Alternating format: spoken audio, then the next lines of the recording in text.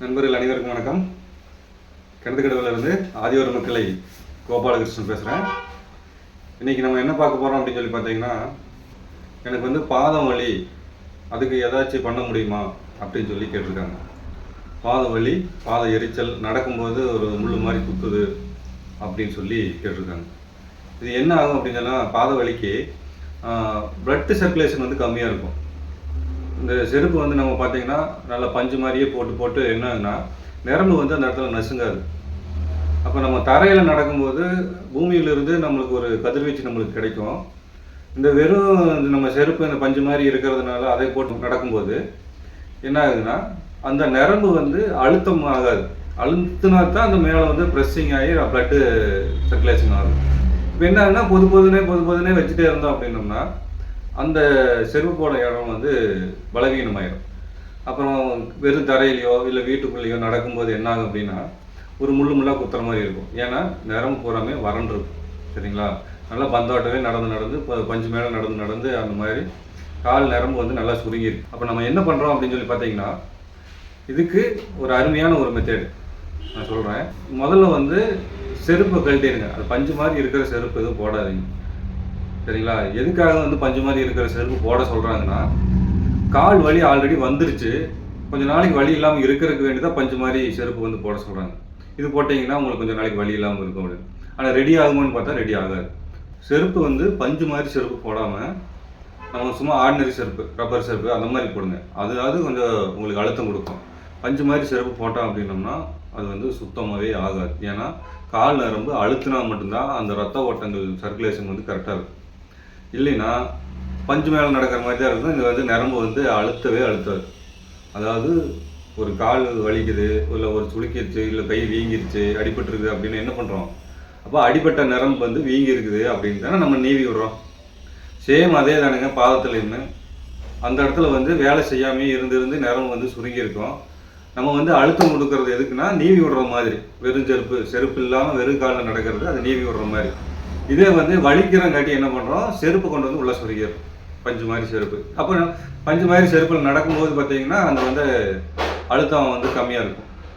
அழுத்தம் கம்மியாக இருக்குது அப்படின்னா வலி கம்மியாக இருக்கும். இந்த செருப்பு போட்டோம் ஆர்த்தோ செருப்பு, இந்த செருப்பு போட்டோம் மருத்துவ உண்டானது அந்த செருப்பு, அந்த ரேஞ்சில் நம்ம நல்லா இருக்குது அப்படின்னு சொல்லி சொல்லுவோம். ஆனால் செருப்பு போடாமல் நடக்கிறது தான் ரொம்ப ரொம்ப நல்லது. அதனால தான் அந்த காலத்துல எல்லாம் செருப்பு போடாமல் நடந்தாங்க. இப்போ நம்ம செருப்பு போட்டு பழகிட்டோம். ஆனால் முடிஞ்ச வரைக்கும் வெறும் தரையில் நடக்கிறதுக்கு உண்டான மெத்தட்ஸ்லாம் நீங்கள் ஃபாலோ பண்ணுங்கள். செருப்புமே நம்மளுக்குமே இந்த பூமிக்குமே தொடர்பு இல்லாமல் கட் பண்ணுது செருப்பு. அதனால் கொஞ்ச நேரம் செருப்பு இல்லாமல் நடங்க. அப்போ எங்களுக்கு போனால் செருப்பு போடுங்க. ஆனால் பஞ்சு மாதிரி செருப்பு போட வேண்டாம். அப்போ பஞ்சு மாதிரி செருப்பு போட்டோம் அப்படின்னோம்னா உள்ளுக்குள்ள அந்த நரம்புலாம் ரத்த ஓட்டங்கள் ஓடாது. சரிங்களா? எந்த செருப்பு வேணாலும் நீங்கள் யூஸ் பண்ணுங்கள். அந்த பஞ்சு மாதிரி பொதுன்னு இருக்கிறது அடுத்தது வியாதி எச்சு தான் பண்ண முடியும், அது கம்மி பண்ணாது. சரிங்களா? இதுக்கு நம்ம என்ன பண்ணுறோம்னா, இந்த மாதிரி வந்துருச்சு வியாதி, அதாவது இந்த காலில் ரத்த ஓட்டம் இல்லை அப்படின்னா தான் இந்த மாதிரி கால் குத்துறது, கால் எரிச்சல், பிளட் சர்க்குலேஷன் இல்லை, அந்த மாதிரி எல்லாமே வரும். வேறு ஒன்றுமே இல்லை. நம்ம பொதுன்னு நடந்துட்டோம், மேலே அப்படி நடந்துட்டோம். அதனால் ப்ரெஸ் பண்ணும்போது, தரையில் ப்ரெஸ் பண்ணும்போது வழியாகத்தான் செய்யும். இப்போ நம்ம அதுக்கு ஒரு மெத்தட் நான் சொல்லித்தரேன். ஒரு செங்கல் ஒன்று எடுத்துக்கங்க. நம்ம நல்லா கேஸ் அடுப்பில் வச்சு நல்லா ஹீட் பண்ணி அது என்ன பண்ணிங்கன்னா ஒரு குரடு மூலமாக கொண்டு தரையில் வச்சுட்டு ஒரு 9 பழுத்த எருக்கலை இலை, சரிங்களா? 9 பழுத்த எருக்கலை இலை எடுத்து, பழுத்தது தான் கொண்டு வரணும், பச்சை ஆகாது. சரிங்களா? அதுதான் உங்களுக்கு வலி கம்மியாகும். இப்போ எண்ணெய் காய்ச்சறோம் அப்படின்னு சொல்லி பார்த்தீங்கன்னாலும் கூட நாங்கள் பழுத்த இலை போட்டு தான் நாங்கள் எண்ணெய் காய்ச்சறோம். அதே மாதிரி நீங்கள் உங்களுக்கு அந்த செங்கல் ஹீட்டாக இருக்கும் பார்த்தீங்கன்னா, அது மேலே வைக்கிறதுக்கு நீங்கள் பழுத்த இலை மட்டும் பயன்படுத்துங்க. பழுத்த இலை பயன்படுத்தி அந்த இந்த ஒவ்வொரு இலையை வைக்கணும். இப்போ செங்கல் இப்படி இருக்குது அப்படின்னா இந்த செங்கல் மேலே இந்த பழுத்த இலையை பழுத்த எருக்கலையை வச்சு நீங்கள் என்ன பண்ணுறீங்க, மேலே வச்சு இந்த குதிகால் இருக்குது பார்த்தீங்களா, அந்த குதிகாலில் வைங்க. மெயினாக குதிகாலில் ப்ரெஸ்ஸிங் ஆனதான் மேலே ரத்த ஓட்டங்கள் போகும்.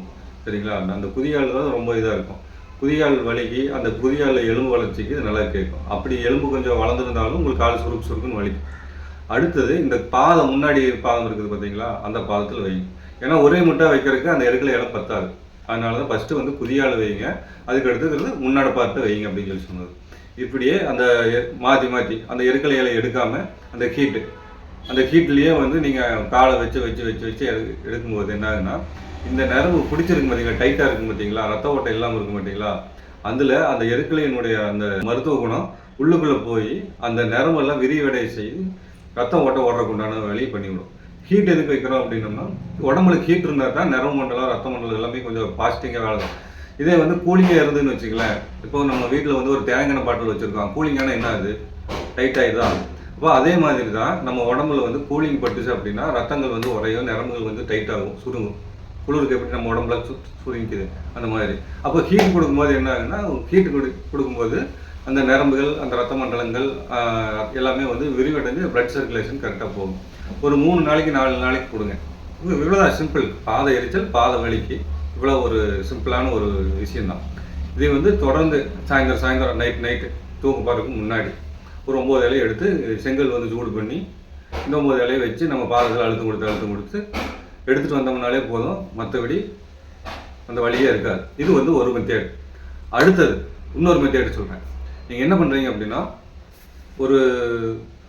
ஒரு கிலோ உப்பு வாங்கிக்கோங்க, கல் உப்பு. அது ஒரு 5 லிட்டரு இல்லாட்டி ஒரு 6 லிட்டர் தண்ணி ஊற்றி நல்லா காய வச்சு நல்லா கலக்கி நல்லா கொதிக்க வச்சுருங்க. கொதிக்க வச்சு ஒரு குண்டால் வச்சுருங்க.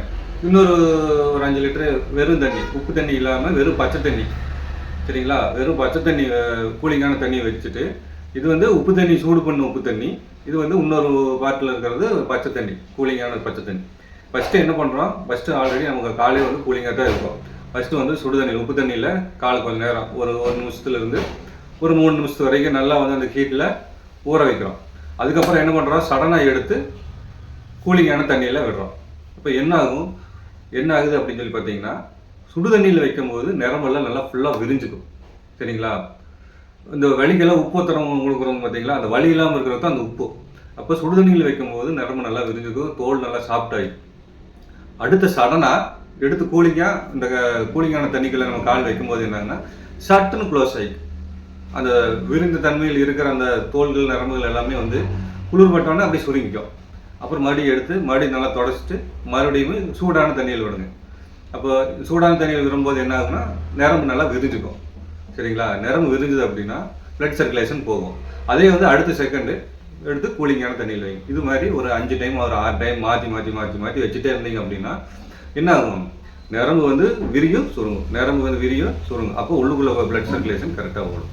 இது ஒரு மெத்தேடு. இது வந்து 2வது மெத்தேடு, சரிங்களா? அடுத்தது நம்மளே வந்து சரி பண்ணிக்கூடிய ஒரு விஷயம். இந்த ரோட்டோர கடைகளில் எல்லாம் பார்த்துங்க, இல்லை டிபார்ட்மெண்ட் ஸ்டோரில், இல்லாட்டி ஏதோ ஒரு மெடிக்கல் கேம்ப் போடுவாங்களே, அந்த மாதிரி இடத்துல எல்லாம் பார்த்தீங்கன்னா ஒரு சின்ன ஒரு கட்டை வச்சுருப்பாங்க. அந்த கட்டை பார்த்தீங்க அப்படின்னா இந்த மாதிரி இருக்கும். இதான், இதை நீங்கள் பார்த்துருங்க. இது கிடச்சுன்னா நீங்கள் வாங்கிட்டு வந்து வச்சுக்கோங்க.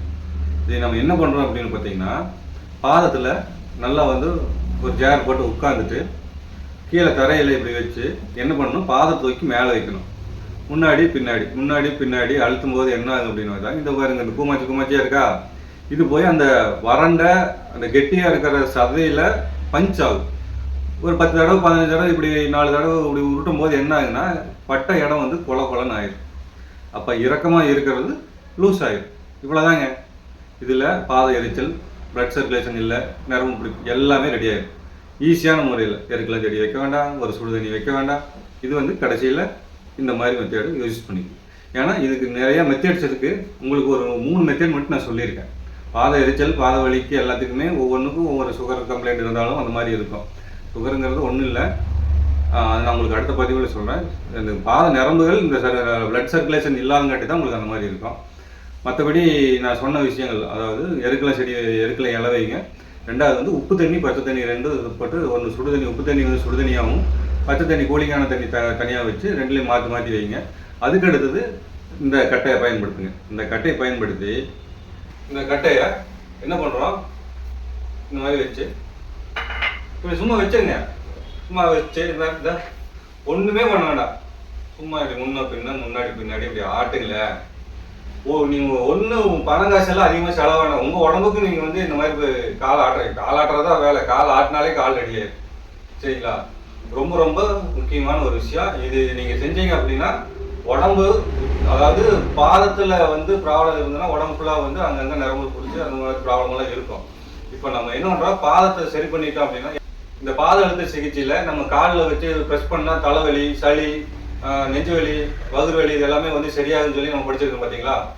அதே தான் இந்த பாதத்தில் இந்த மாதிரி இந்த கட்டையை போட்டு 4 உருட்டு உருட்டுனீங்கன்னா நல்லா வந்து ட்ரையான ஸ்கின்னு, அதாவது ட்ரையாக கெட்டியாக இருக்கிற அந்த தோல் பூராமே வந்து உடஞ்சி லூஸ் ஆயிடும். உடையும்னா ஐ மீன்ஸ் வந்து கிழிஞ்சு ரத்தமெல்லாம் வராது. டைட்டாக இருக்கிறத வந்து லூஸ் பண்ணுறத உடையும் சொல்லி சொல்லுவோம். ஒன்றும் இல்லை, கரைக்கிறதுக்கு உண்டான மெத்தேடு தான். கட்டை வைக்கிறோம், இந்த மாதிரி போட்டு 4 ஆட்டு ஆடிட்டே சும்மா உட்காந்து ஒரு டிவி பார்க்குறோம் அப்படின்னா அந்த டிவி பார்த்துட்டு அப்படியே இது பாட்டுங்கன்னா அது அந்த ஒரு கான்சன்ட்ரேஷன், டிவி பார்க்குற கான்சன்ட்ரேஷன்லேயே இது நம்ம என்ன பண்ணுவோம், வலி இருக்காது. இது போட்டு நல்லா உருட்டி எடுத்துருவோம். சரிங்களா? இந்த மாதிரி பண்ணீங்க அப்படின்னா பாத வலி, பாத எரிச்சல், பிளட் சர்க்குலேஷன் வந்து அருமையாக ஓடும். சரிங்களா? கவனம் பயிற்சி பண்ணுங்க. மற்றபடி வேறு ஏதாவது சந்தேகம்னா எனக்கு மெசேஜில் கேளுங்க. ஓகேங்களா? நல்லது. நன்றி, மகிழ்ச்சி.